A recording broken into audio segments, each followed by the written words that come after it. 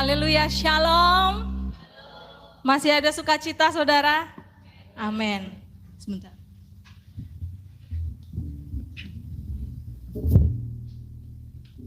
Haleluya, Tuhan Yesus Tuhan yang baik. Amin saudara.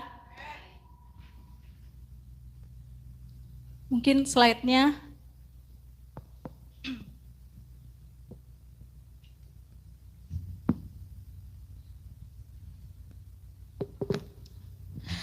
Saudara, masih ingat ayat tahunan kita saudara di mana? Di mana saudara? Yesaya. Ya, Yesaya 40 ayat yang ketiga dan keempat. Boleh tolong multimedia tampilkan ayatnya. Kita akan baca bersama-sama ya saudara.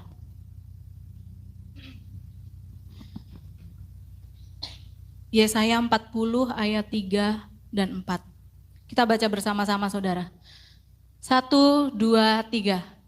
Ada suara yang berseru-seru, persiapkanlah di padang gurun jalan untuk Tuhan. Luruskanlah di padang belantara jalan raya bagi Allah kita. Setiap lembah harus ditutup dan setiap gunung dan bukit diratakan. Tanah yang berbukit-bukit harus menjadi tanah yang rata dan tanah yang berlekuk-lekuk menjadi dataran. Next. Udah. Saudara, Yesaya 40 ayat yang ketiga dan keempat ini mengatakan bahwa kita harus mempersiapkan jalan bagi Tuhan kita. Amin, saudara. Tema kita pada bulan ini berbicara tentang kerendahan hati.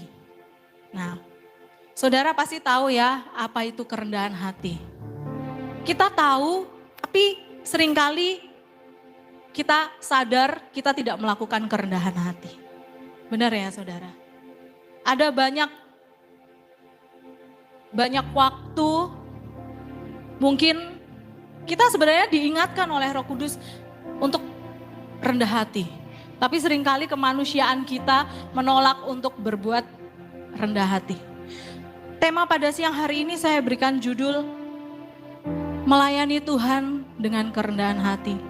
Saudara, kalau di tempat kerja kita nggak rendah hati nggak masalah saudara, karena itu dunia. Tapi kalau kita melayani Tuhan, kita harus rendah hati. Tuhan nggak bisa saudara. Tuhan menentang orang-orang yang congkak. Dan kerendahan hati itu merupakan salah satu dari karakter Kristus.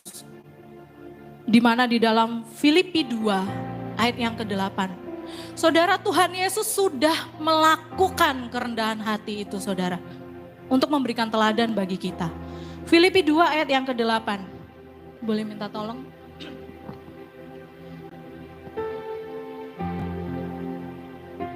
Dan dalam keadaan sebagai manusia, ia telah merendahkan dirinya dan taat sampai mati, bahkan sampai mati di kayu salib. Beberapa waktu yang lalu kita sudah memperingati hari kematian dan kebangkitan Tuhan kita Yesus Kristus. Saudara, gak ada satu orang pun yang mau meninggalkan jabatannya untuk orang lain. Gak ada yang mau saudara. Tapi Tuhan Yesus mau. Dia meninggalkan kealahannya. Dia datang ke dunia. Untuk apa saudara? Bukan hanya untuk menginjili. Bukan hanya untuk memberikan teladan. Tapi untuk mati. Untuk menebus setiap kita saudara. Amin. Tuhan Yesus sudah melakukan kerendahan hatinya di dalam Filipi 2 ayat yang ke-5. Sebelumnya. Kenapa Tuhan mau kita harus rendah hati? Karena Tuhan sudah melakukan saudara. Hendaklah kamu dalam hidupmu bersama menaruh pikiran dan perasaan yang terdapat juga dalam Yesus Kristus. Next. Yang walaupun dalam rupa Allah tidak menganggap kesetaraan dengan Allah itu sebagai milik yang harus dipertahankan. Melainkan telah mengosongkan dirinya dan mengambil rupa seorang hamba. dan menjadi sama dengan manusia. Saudara-saudara tahu kan hamba. Hamba itu apa saudara? Oke, kalau Tuhan Yesus menjadi manusia itu luar biasa. Tapi Tuhan Yesus menjadi seorang hamba itu sangat luar biasa saudara. Dia telah mengosongkan dirinya. Dia turun ke dunia memberikan teladan yang sempurna. Oleh sebab itu kita akan belajar tentang karakter Kristus yaitu rendah hati. Kerendahan hati itu sangat perlu ya saudara untuk kita melayani Tuhan. Fondasi utama dalam kita melayani Tuhan itu kerendahan hati saudara. Tuhan Yesus sudah datang memberikan teladan yang tidak asing lagi yaitu apa saudara?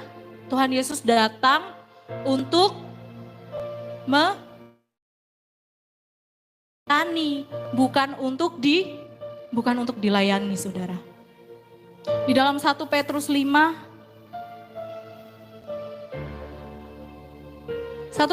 ayat yang ke-5. Demikian jugalah kamu, hai orang-orang muda, tunduklah kepada orang-orang yang tua, dan kamu semua rendahkanlah dirimu seorang terhadap yang lain, sebab Allah menentang orang-orang yang congkak tetapi mengasihani orang yang rendah hati. Saudara, ayat ini bukan hanya berisi tentang apa yang Tuhan mau, tapi ini sebuah perintah. Ada perkataan, hendaklah, rendahkanlah dirimu seorang terhadap yang lain. Saudara, kalau saudara mau merasakan belas kasihan Tuhan, hiduplah dalam rendah hati. Tuhan itu menentang orang-orang yang congkak, tetapi Tuhan mengasihi orang-orang yang rendah hati. Kalau kita melayani Tuhan dengan kerendahan hati, itu menunjukkan kita taat, kita patuh pada Tuhan. Dan Tuhan Yesus mengajarkan selanjutnya Matius 23 ayat 11 sampai 12.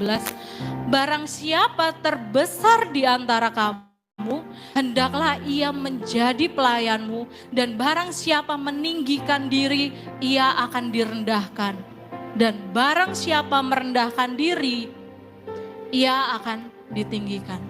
Firman Tuhan berkata saudara, kita harus rendah hati, kita harus menghormati orang lain, kita harus memiliki sikap yang lemah lembut, kita harus mengasihi orang lain, kita menolong orang lain tanpa kita melihat, aku bakalan ditolong gak ya kalau aku tolong dia. Seringkali dunia berbuat baik kepada orang yang berbuat baik kepadanya saudara. Menolong hanya orang yang sudah menolong dia. Tapi firman Tuhan berkata bukan seperti itu. Walaupun kamu disakiti, kamu harus tetap mengasihi. Walaupun kamu diomong-omongin di belakang, tetap kasihi. Kamu dicurangin, tetap kasihi. Itu salah satu contoh orang yang rendah hati. Mementingkan kepentingan orang lain, lemah lembut. Itu ciri-ciri orang yang rendah hati saudara. Tuhan memanggil kita untuk bukan serupa dengan dunia, tetapi serupa dengan Kristus. Be like Jesus saudara. Dalam berbagai konteks, di dalam pekerjaan, di dalam pelayanan di gereja saudara, ataupun dimanapun, anak-anak muda yang berkuliah, studi belajar. Kita harus mencerminkan karakter Tuhan Yesus, Tuhan kita. Gimana orang lain bisa melihat Kristus dalam hidup kita kalau kita tidak hidup seperti Tuhan Yesus. Hidup seperti Tuhan Yesus bukan berarti kita harus disalib, enggak saudara. Kita harus hidup memiliki karakter dan kasih Tuhan. Amin saudara. Di dalam Yakobus 4 ayat yang ke-6. Tetapi kasih karunia yang dianugerahkannya kepada kita lebih besar daripada itu. Karena itu ia katakan Allah menentang orang yang congkak tetapi mengasihi orang yang rendah hati. Lagi-lagi firman Tuhan mengingatkan kepada kita saudara. Tuhan Yesus itu memberikan kasih karunia kepada orang yang rendah hati. Kalau kita mau merasakan kasih karunia Tuhan, kita mau merasakan belas kasihan Tuhan, ya hiduplah dengan kerendahan hati saudara. Dimanapun saudara, karena dengan kerendahan hati kita bisa bersyukur, kita bisa melihat pertolongan Tuhan. Kita menyadari kalau kita ini terbatas, kita menyadari kalau segala sesuatunya itu berasal dari Tuhan.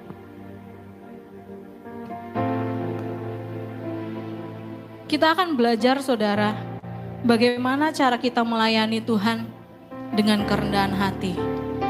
Pagi hari ini kita akan belajar 2 hal saudara, untuk kita bisa melayani Tuhan dengan kerendahan hati.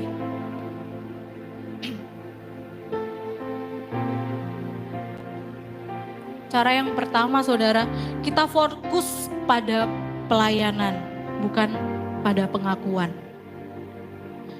Saudara, pelayanan itu enggak harus di gereja saudara. Di tempat kerja itu kita melayani juga. Kita melayani Tuhan. Rendah hati itu akan terlihat di dalam diri kita ketika kita melayani Tuhan dengan tulus.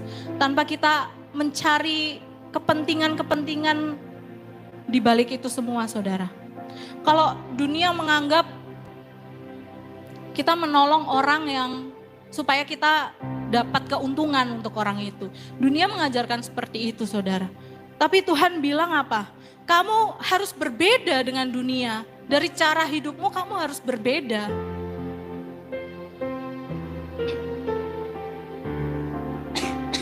Jangan kita mencari pengakuan atau puji-pujian dari manusia saudara. Sia-sia saudara. Percuma kita dapat penghormatan dari manusia, kita dapat pujian dari manusia tapi kita ditolak oleh Tuhan.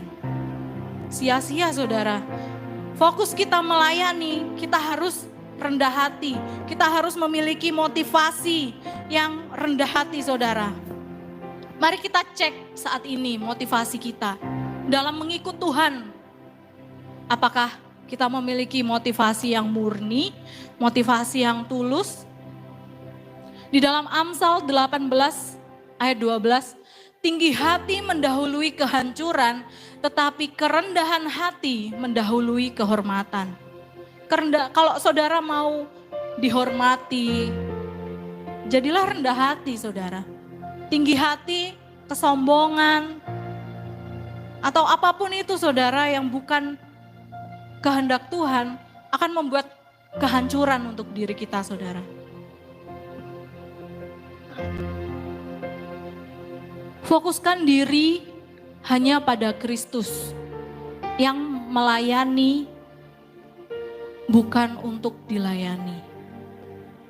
Pelayanan terakhir yang Tuhan Yesus lakukan sebelum dia disalibkan apa saudara?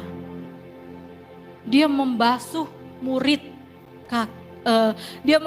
kaki murid-muridnya. Wow, seorang rabi, seorang guru, ibaratnya bos gitu ya saudara. Bahkan belum tentu kita mau melakukannya saudara. Ini Tuhan Yesus loh, raja di atas segala raja. Dia menunjukkan kerendahan hatinya, kerendahan dirinya. Dia melakukan, dia membasuh semua bahkan yang mengkhianati dia. Dia tetap lakukan saudara. Ini contoh yang harus kita pelajari saudara. Bahwa semuanya sama di hadapan Tuhan. Dan Tuhan tetap mengasihi orang yang mengkhianati dia. Dia tidak pilih kasih. Dia tidak mandang sebelah mata. Dia lakukan apa yang dia harus lakukan. Memberikan teladan bagi kita saudara. Matius 20 ayat 28. Sama seperti anak manusia datang bukan untuk dilayani, melainkan untuk melayani. Next. Kenapa kita harus fokus pada Tuhan dalam pengiringan kita akan Tuhan? Yang pertama, Tuhan mau berikan diri untuk melayani orang lain. Baik di dalam keluarga, di dalam gereja, maupun dalam masyarakat. Saudara, gimana saudara mau jadi anak-anak pembawa terang kalau saudara nggak mau melayani orang lain? Gimana saudara mau dikatakan anak-anak pembawa berkat di tengah-tengah masyarakat kalau kita nggak mau rendah hati? Gimana kita bilang, Tuhan aku mengasihi Engkau, tapi suruh rendah hati kita nggak bisa.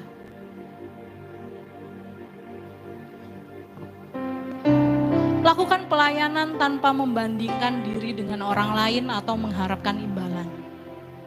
Seringkali aku mau melayani, aku mau bantu deh, tapi pasti ada tapi. Pasti ada sesuatu mengharapkan imbalan. Apakah Tuhan Yesus mengajarkan demikian, saudara? Enggak, saudara. Bahkan Tuhan Yesus memberikan dirinya di kayu salib. Apakah dia mengharapkan imbalan dari kita, saudara? Enggak. Kita bisa balas apa, saudara?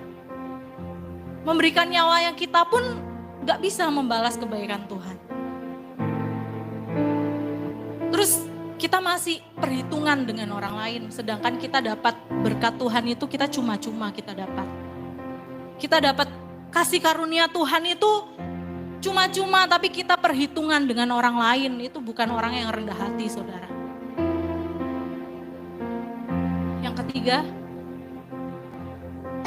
motivasi yang salah membuat seseorang menjadi sombong. Merasa lebih baik dan lebih hebat dari orang lain. Jangan, saudara. Kalau kita ada kesombongan di dalam diri kita, kalau ada perasaan, oh ternyata aku lebih baik kok dari dia. Aku lebih baik kok, aku lebih bagus kok, oh aku lebih pinter, aku lebih hebat. Nah itu salah satu contoh tinggi hati, saudara. Di dalam Filipi 2 ayat yang ketiga, dengan tidak mencari kepentingan sendiri atau puji-pujian yang sia-sia. Sebaliknya, hendaklah kamu dengan rendah hati yang seorang menganggap yang lain lebih utama daripada dirinya sendiri. Ini berarti Tuhan tidak mau kita egois, saudara. Seringkali kita mementingkan kepentingan kita sendiri, padahal kita bisa menolong orang lain, tapi mungkin kita nggak mau berkorban waktu karena pasti menolong orang ada yang kita korbankan kan, saudara. Sebenarnya seringkali kita bisa untuk melakukan itu, tapi kita nggak mau karena nggak mau berkorban. Tuhan Yesus bilang, jangan mencari kepentingan diri sendiri atau puji-pujian yang sia-sia, saudara. Motivasi dalam melayani Tuhan, dalam mengiring Tuhan, itu harus tulus, saudara. Motivasi yang murni itu kunci dari sebuah ketulusan. Kalau saudara merasa kayaknya motivasiku masih gak bener deh Tuhan, doa sama Tuhan. Minta Tuhan murnikan lagi motivasi kita melayani. Yang bisa itu kita, saudara. Ada kemauan dari diri kita sendiri untuk bertindak melakukan kerendahan hati. Kemurnian dari motivasi kita melayani membuat kita sadar bahwa pelayanan itu anugerah, bukan beban. Beda, saudara. Kalau seringkali orang bilang, kamu harus terbeban dalam pelayanan. Salah, saudara. Kita nggak boleh terbeban pelayanan. Kalau kita merasa pelayanan itu beban, kita akan melakukannya dengan terpaksa, saudara. Tapi kalau kita sadar bahwa kita melayani itu karena anugerah, kita akan totalitas untuk melakukan pelayanan.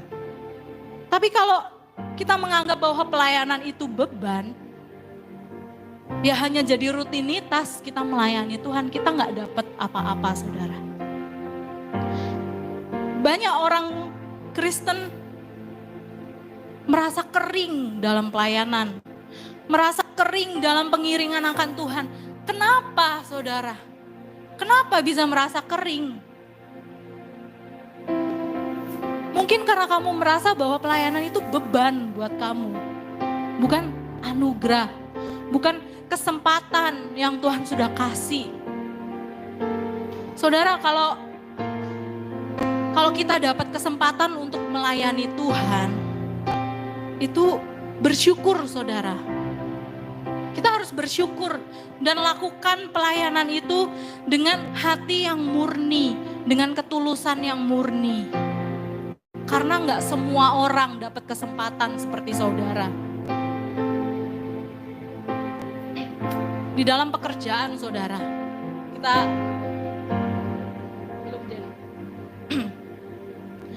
di dalam pekerjaan, orang yang rendah hati dalam pekerjaan itu gak perlu cari muka saudara kepada atasan. Dia gak berkompetisi untuk menyenggol sesama pekerja. Itu bukan tipikal orang yang rendah hati saudara. Jangan saling, kita anak-anak Tuhan, Tuhan katakan kita menjadi anak terang. Kalau kita jadi anak membawa terang, gak perlu saudara kita cari muka. Gak perlu kita saling menjelekkan orang lain. Firman Tuhan berkata, lakukan segala sesuatu dengan setia, dengan baik, dengan tulus. Kita melakukan pekerjaan kita lihat seperti untuk Tuhan, bukan untuk manusia. Kalau kita lakukan seperti untuk Tuhan dan bukan untuk manusia, upah yang kita dapat itu dari Tuhan, saudara. Kita kerjakan dengan setia, mau dilihat sama atasan atau enggak, lakukan dengan setia. Tuhan lihat kok saudara. Mau kita banyak mungkin kalau kita kerja di kantor saling sikut menyikut, saling jelek-jelekin, biarin saudara. Saudara, terang itu tidak perlu membuktikan dirinya terang. Terang itu pasti akan terlihat saudara. Gak perlu kok kita menunjukkan terang itu, karena terang itu pasti terlihat. Bahkan firman Tuhan katakan kota yang terletak di atas gunung itu pasti kelihatan. Kalau kita malam-malam gitu ya saudara, kadang kita lihat, weh ada cahaya loh di atas itu. Itu kota, oh berarti ada kota di situ. Terlihat saudara, padahal di atas gunung, gak mungkin tersembunyi. Tuhan katakan, lakukan dengan setia, yang memberi upah itu Tuhan. Ada satu pribadi yang mungkin kita tidak lihat, tapi pribadi itu lihat saudara. Siapa saudara? Tuhan Yesus.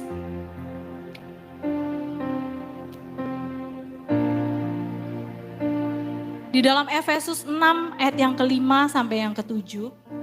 Hai hamba-hamba, taatilah Tuanmu yang di dunia dengan takut dan gentar. Dan dengan tulus hati sama seperti kamu taat kepada Kristus. Jangan hanya di hadapan mereka saja untuk menyenangkan hati orang. Tetapi sebagai hamba-hamba Kristus yang dengan segenap hati melakukan kehendak Allah.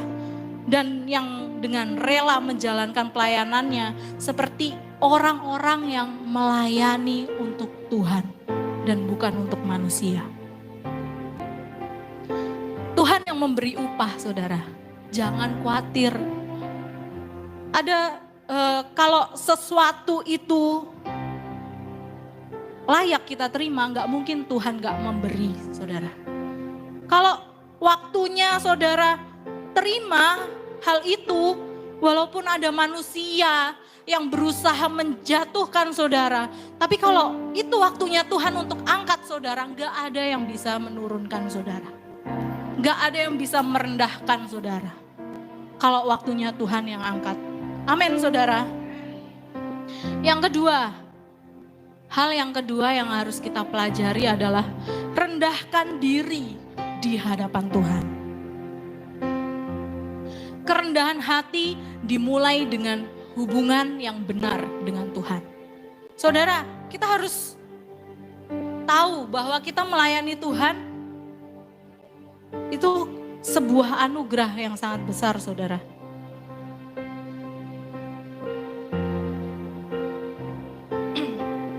Gak ada satupun orang yang layak kalau Tuhan gak melayakan, saudara. Banyak orang yang jauh lebih hebat, tapi Tuhan pakai kita loh. Tuhan percayakan untuk kamu lakukan, untuk kamu pelayanan. Banyak orang yang jauh lebih hebat, lebih bertalenta, lebih pinter, tapi Tuhan pakai kita loh. Saudara, yang pelayanan saudara, apapun itu pelayanannya, gak harus pelayanan di mimbar. Mungkin usher atau bantu kursi atau bantu lihat apa yang kurang. Pelayanan itu gak harus yang terlihat kok saudara. Yang gak terlihat itu juga pelayanan. Kalau kita diberikan kesempatan, itu anugerah, saudara. Jangan kita menolak anugerah yang Tuhan sudah berikan. Kesempatan, saudara, kita nggak tahu loh pulang dari sini kita gimana, saudara. Apa yang terjadi sama kita, saudara, Tuhan panggil kita itu sewaktu-waktu bisa, saudara. Saya pernah update story di WhatsApp. Kalau Tuhan ambil nafas, semua orang, mereka yang lagi di bus tiba-tiba mati. Mereka yang lagi kerja tiba-tiba mati. Kita nggak tahu saudara.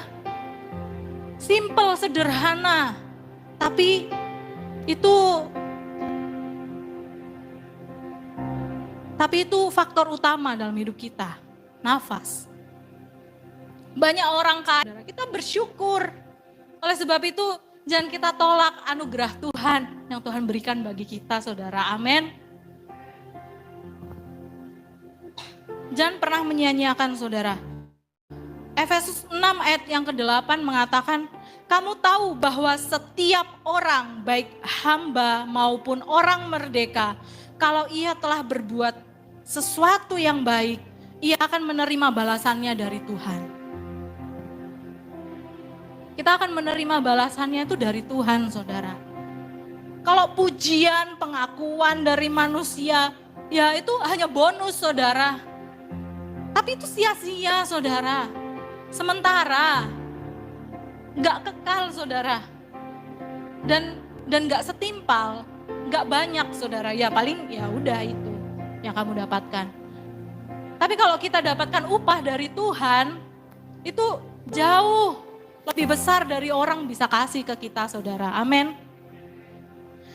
Yang kedua, saudara.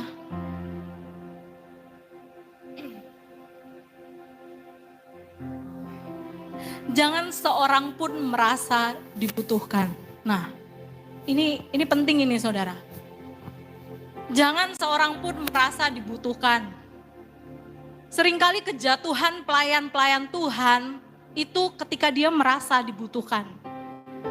Ya bukan berarti gereja gak butuh orang untuk melayani, enggak saudara. Tapi kita rubah mindset kita bahwa yang harus butuh itu kita, saudara. Apa ya yang bisa aku kasih untuk aku melayani Tuhan?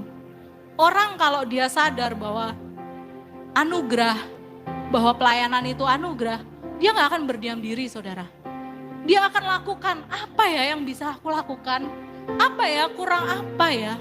Apa yang bisa saya bantu? Tanpa disuruh dia akan menawarkan diri, saudara. Karena kita yang butuh Tuhan, kita yang perlu Tuhan, saudara.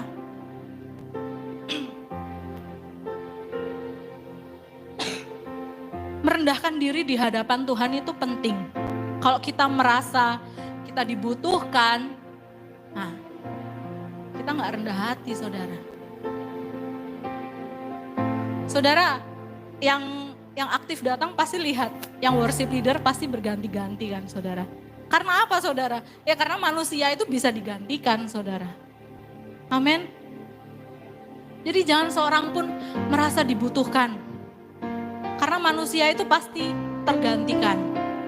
Bahkan saya dan suami pun, ya kami nggak tahu, bisa jadi suami ditugaskan di tempat lain. Semua pasti akan tergantikan, saudara. Jadi jangan menganggap bahwa segala sesuatu yang kita lakukan itu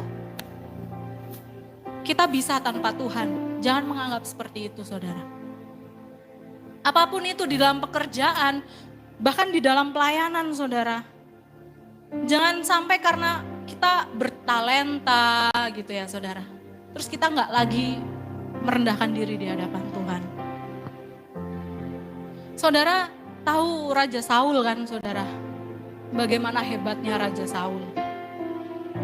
Tapi ada satu titik di mana dia tidak lagi dikenal oleh Tuhan. Kenapa, saudara? Apa yang terjadi? Kenapa Saul digantikan? Karena apa, saudara? Karena Saul sombong. Dia merasa pantas. Dia gak lagi taat sama Tuhan. Tuhan suruh tunggu, tapi dia gak mau tunggu. Aku pantas kok, aku seorang raja kok. Nah, seringkali kita ada di posisi seperti itu, saudara. Tanpa sadar, kita gak lagi merendahkan diri di hadapan Tuhan. Padahal, saudara, kita dibawa dari kemenangan menuju kemenangan yang kita udah alami dalam hidup kita. Tapi kita lupa siapa yang memberi kemenangan itu. Sehingga kita gak lagi merendahkan diri di hadapan Tuhan. Seringkali kita gak lagi merendahkan diri dan kita lupa siapa yang bawa keberhasilan dalam hidup kita. Siapa yang kasih perkenanan dalam hidup kita. Kita udah lupa, saudara. Sehingga kita nggak lagi perlu merendahkan diri di hadapan Tuhan. Padahal Tuhan yang bawa kemenangan itu dalam hidup kita. Tuhan yang bawa berkat itu dalam hidup kita. Kalau kita ada hari ini, saudara. Kita jangan lupa siapa yang memberikan kesempatan. Siapa yang menyertai kita sampai hari ini. Saudara, saya sedikit bersaksi, saudara. Kenapa kita nggak boleh lupa dengan pertolongan Tuhan? Saya umur 28 tahun ya, saudara. 28 tahun Tuhan menyertai saya sampai hari ini. Saudara, saya dulu SMA, saudara. Saya nggak bisa sekolah SMA, saudara. Orang tua nggak punya uang untuk menyekolahkan saya. Bahkan sekolah negeri pun juga harus bayar, saudara. Saya doa sama Tuhan, saya bilang gini, aku percaya aku nggak mungkin nggak sekolah, aku pasti sekolah. Itu iman, saudara. Gak lama kemudian saya ditelepon dengan ibu gembala saya yang ada di Surabaya. Dia telepon, dia tanya, Aileen, kamu udah daftar sekolah belum? Oh belum, tante. Loh kenapa? Ini tuh udah waktunya penerimaan siswa baru kok kamu gak daftar. Om tante anterin kamu ke SMA Karitas 3 di Surabaya. Saudara, di situ saya merinding. Saya baru doa loh, saudara. Saya dapat telepon. Itu penyediaan Tuhan, saudara. Saya dapat keringanan, itu sekolah swasta Katolik, saudara. Di Surabaya itu udah pasti mahal, saudara. Saya masuk negeri aja udah bersyukur, ini saya masuk swasta Katolik. Itu kalau bukan karena Tuhan, gak ada, saudara. Bahkan jawaban Tuhan terkadang kita memikirkan yang baik. Tapi Tuhan berikan yang terbaik. Benar saudara, amin. Begitu juga waktu kuliah saudara. Lulus SMA, ya kan saudara. Saya tuh dari dulu pengen banget sekolah Alkitab. Karena panggilan saudara. Gak tahu saudara, saya tuh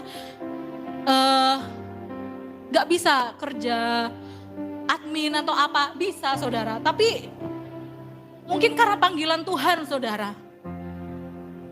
Akhirnya saya ngomong ke papa. Papa saya itu Buddha saudara. Dia tahu siapa Yesus, tapi dia gak percaya sama Tuhan Yesus. Saya bilang, "Pah, aku lulus SMA, aku mau masuk sekolah Alkitab ya." Terus Papa bilang, "Kamu ini disekolahin untuk ya kuliah lah yang baik. Kok masuk sekolah Alkitab? Apa yang kamu dapat dari sekolah Alkitab?" Ya maklum saudara ya, orang gak percaya Tuhan. Tapi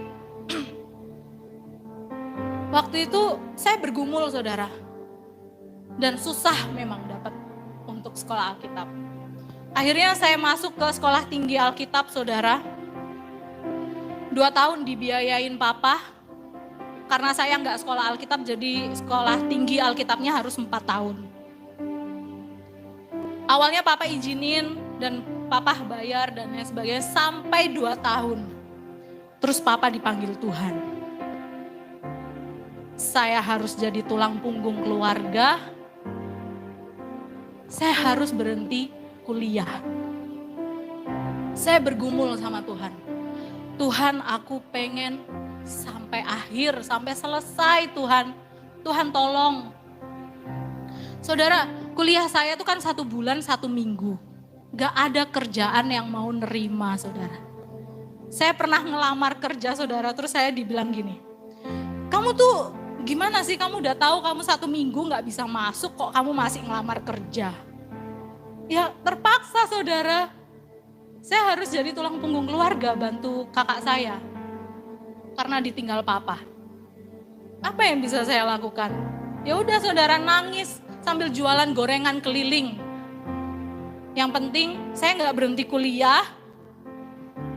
Tapi Tuhan itu baik loh saudara. Saya gak tahu, saya gak bisa bayar kuliah saudara. Saya menghadap ke Bapak Ibu Gembala yang ada di Surabaya karena mereka yang bantu rekomendasi kan saudara. Saya bilang, "Om, Tante maaf, kayaknya Aileen gak bisa lanjut. Karena Aileen harus cari kerja." Tapi mereka tahu saudara, karena saya ikut mereka udah dari sekolah minggu saudara. Pasti mereka tahu isi hati saya kalau saya pengen tetap terus lanjut. Terus Om Tante bilang, "Udah Aileen, kamu gak usah khawatir. Kamu tetap lanjutin kuliahmu, nanti gereja yang bayar." Wow saudara, saya nangis saudara, saya merinding. Saya gak berharap, saya gak minta-minta ke gereja. Enggak saudara. Tapi Tuhan itu tahu isi hati kita, apa yang kita perlu Tuhan menyediakan saudara. Oleh sebab itu saudara, kalau kita gak merendahkan diri di hadapan Tuhan, apa saudara gak menyadari pertolongan Tuhan apa yang sudah Tuhan lakukan saudara. Banyak kesaksian, pasti banyak saya percaya. Pasti banyak, gak mungkin cuma 1, 2. Pasti banyak saudara. Pengalaman hebat, peristiwa besar yang kita alami, kita merasa bahwa aku bisa kok tanpa Tuhan. Ingat saudara, itu hati. 1 Samuel 16 ayat 7, Tuhan berkata, Tuhan itu melihat hati. Kalau manusia lihat apa yang kelihatan di depan mata, tapi Tuhan lihat hati loh saudara. Tuhan itu enggak pakai yang mampu, Tuhan itu pakai yang mau. Tuhan itu enggak panggil yang mampu saudara, Tuhan panggil yang mau. Karena apa saudara? Karena seringkali yang mampu itu enggak butuh Tuhan.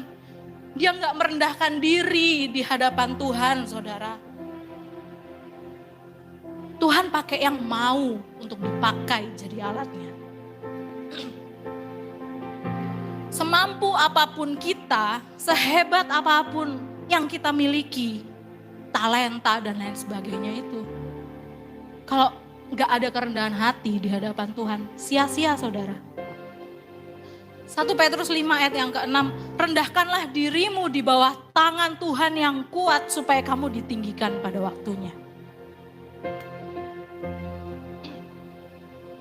Saudara, kita bisa memanipulasi orang lain, bisa. Tapi kita gak bisa memanipulasi Tuhan. Kita bisa, di hadapan manusia kita bisa memalsukan hati kita. Tapi di hadapan Tuhan gak bisa, saudara. Hal yang terakhir, saudara, yang kita pelajari, yang hilang dan rusak karena kesombongan. Apa saudara yang hilang? Kita harus pahami ini, saudara. Banyak yang hilang dan rusak karena kesombongan. Yang pertama, anugerah.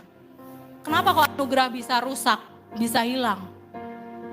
Karena anugerah tidak bisa mengalir pada orang-orang yang tinggi hati. Allah menentang orang-orang yang congkak, saudara. Yang kedua, hubungan. Yang hilang dan rusak karena dengan sesama. Kenapa saudara? Karena kesombongan, orang gak mau mengakui kesalahan dan orang gak mau minta maaf. Akhirnya hubungan rusak, hubungan hilang, hubungan hancur. Apalagi dengan Tuhan, saudara. Yang ketiga, kesempatan. Kesempatan untuk berkembang. Karena orang yang sombong itu gak bisa dikoreksi. Dia gak mau terima masukan. Jadinya apa saudara? Kesempatan untuk dia upgrade diri. Kesempatan untuk dia bisa menaikkan value dirinya hilang saudara. Karena gak mau dikritik. Gak mau dikasih masukan. Dan yang terakhir saudara yang hilang dan rusak adalah damai sejahtera. Kenapa saudara? Kesombongan itu memicu pertengkaran. Orang yang sombong, gak mau minta maaf, gak mau dikritik, gak mau terima masukan, pasti berantem sana sini saudara. Amsal 13 ayat 10 mengatakan, keangkuhan hanya menimbulkan pertengkaran, tetapi mereka yang mendengarkan nasihat mempunyai hikmat. Kalau kita menerima teguran, kita mau dikritik, itu berarti kita orang yang rendah hati, saudara. Kesimpulan pada malam hari ini, saudara. Yang pertama, kerendahan hati itu menarik kasih karunia Tuhan, saudara. Tuhan memberikan kasih karunia-Nya kepada orang yang rendah hati. Kenapa, saudara? Ya karena Tuhan mengasihi orang-orang yang rendah hati. Yang kedua, kerendahan hati itu membuka pintu bagi pekerjaan Tuhan di dalam hidup kita. Karena dengan kerendahan hati, kita mengakui bahwa segala sesuatunya dari Tuhan. Dan karena kita perlu Tuhan, kita selalu butuh Tuhan, saudara. Adakah di sini yang bisa berjalan sendiri tanpa Tuhan? Gak bisa, saudara. Nanti Tuhan cek, diambil nafasnya, apa yang bisa kita lakukan, saudara? Gak ada. Jadi apapun yang kita lakukan, yang kita kerjakan, semua berkat yang kita terima itu dari Tuhan, saudara. Yang terakhir, kerendahan hati membawa kehormatan yang sejati. Kenapa kok kehormatan yang sejati? Karena datangnya dari Tuhan, bukan dari manusia, saudara. Pengakuan pujiannya dari Tuhan, bukan dari manusia, saudara. Ayat terakhir, saudara, sebagai penutup, Amsal 22 ayat yang keempat. Ganjaran kerendahan hati dan takut akan Tuhan adalah kekayaan, kehormatan, dan kehidupan. Amin, saudara. Amin. Mari kita siapkan hati kita untuk kita memuji Tuhan.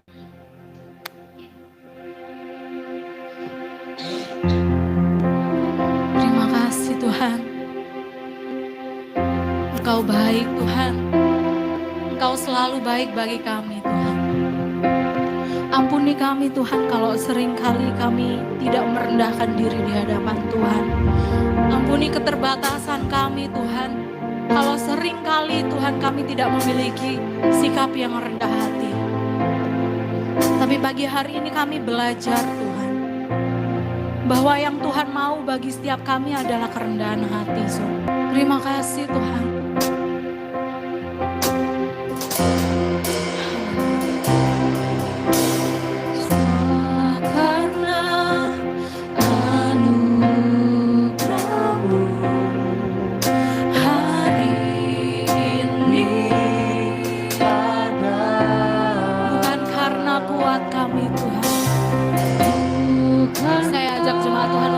Berdiri.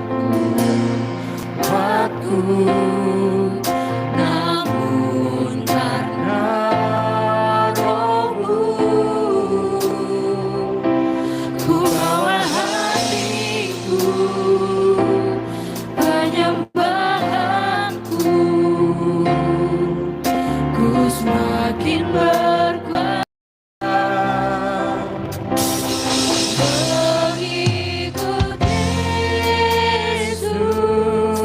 Itulah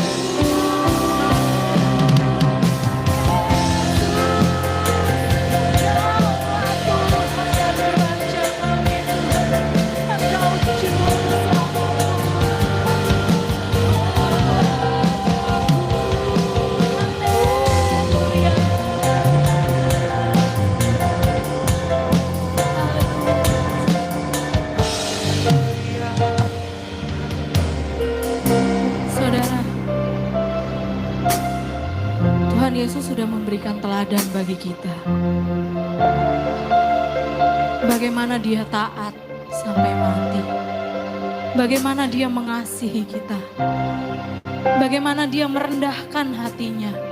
Bagaimana dia merendahkan dirinya. Bagaimana pelayanannya. Tuhan Yesus sudah lakukan, saudara. Kita bukan lagi orang yang di bawah hukum dosa, saudara. Kita udah orang yang merdeka, saudara. Jadi jangan takut untuk melayani Tuhan, karena gak ada yang menuduh kita, saudara. Kita sudah dibebaskan. Tuhan sudah bayar. Tuhan sudah bayar lunas, saudara. Rendahkan diri di hadapan Tuhan. Selalu, setiap waktu, setiap hari, setiap saat. Kita gak mampu tanpa Tuhan. Gak bisa kita berjalan sendiri. Kita perlu Tuhan. Ayo kita saling melayani. Saling lebih dahulu memberi hormat. Tuhan Yesus teladan yang sempurna, saudara. Tuhan Yesus, terima kasih untuk pagi hari yang indah ini, Tuhan. Tuhan, Kau melihat isi hati anak-anak-Mu, Tuhan. Amin. Kau melihat isi hati jemaat-Mu. Yes. Mungkin mereka saat ini sedang dalam sakit penyakit. Mereka sedang ada dalam masalah ekonomi, masalah keluarga, dalam pekerjaan, kuliah, apapun, Tuhan. Kau mengerti, Kau melihat hati, Tuhan. Kami percaya, kami butuh Engkau, Tuhan Yesus. Ajar kami untuk lebih lagi merendahkan hati kami. Untuk kami lebih lagi merendahkan diri di hadapan Tuhan. Roh Kudus, bimbing kami setiap langkah dalam hidup kami, Tuhan. Supaya kami tetap menjadi hamba yang berkenan di hadapan Tuhan Yesus. Terima kasih untuk waktu yang ada ini, Tuhan. Biarlah firman-Mu boleh tertanam bagi jemaat-Mu, Tuhan. Bagi setiap kami yang mendengarkan pagi hari ini, Tuhan. Biarlah Roh Kudus, Engkau yang memberikan pengertian bagi setiap anak-anak-Mu, Tuhan. Roh Kudus, Engkau yang memeteraikan firman itu di dalam hati jemaat-Mu, dalam hati kami semua, Tuhan.